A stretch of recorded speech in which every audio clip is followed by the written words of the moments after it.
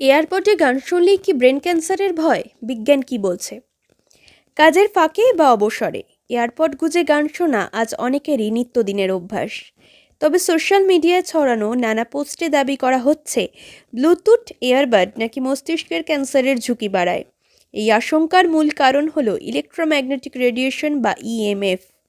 কিছু চিকিৎসকের বক্তব্যে বিষয়টি আরও আতঙ্কজনক শোনালেও এখন পর্যন্ত এয়ারপড বা ব্লুটুথ ডিভাইস ব্যবহারের সঙ্গে ব্রেন ক্যান্সারের সরাসরি কোনো বৈজ্ঞানিক প্রমাণ মেলেনি।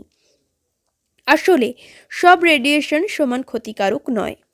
মোবাইল ফোন, ব্লুটুথ ডিভাইস বা ওয়াইফাই থেকে যে নন আয়োনাইজিং রেডিয়েশন বেরোয় তা শরীরের কোষের ডিএনএ ক্ষতিগ্রস্ত করার মতো শক্তিশালী নয়।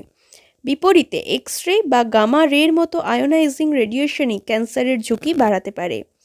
এয়ারপড বা ব্লুটুথ হেডসেট থেকে নির্গত রেডিয়েশনের মাত্রা এতটাই কম যে তা আন্তর্জাতিক নিরাপত্তা মানদণ্ডের অনেক নিচে থাকে।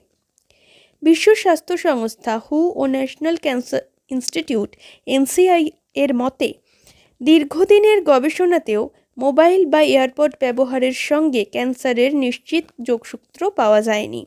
কিছু গবেষণায় সম্ভাব্য ঝুঁকির ইঙ্গিত থাকলেও সেগুলির পদ্ধতিগত সীমাবদ্ধতা রয়েছে। তাই বর্তমান বৈজ্ঞানিক তথ্য অনুযায়ী পরিমিত ব্যবহারে এয়ারপড বা ব্লুটুথ ডিভাইসকে ব্রেন ক্যান্সারের কারণ বলে মনে করার যথেষ্ট কারণ নেই।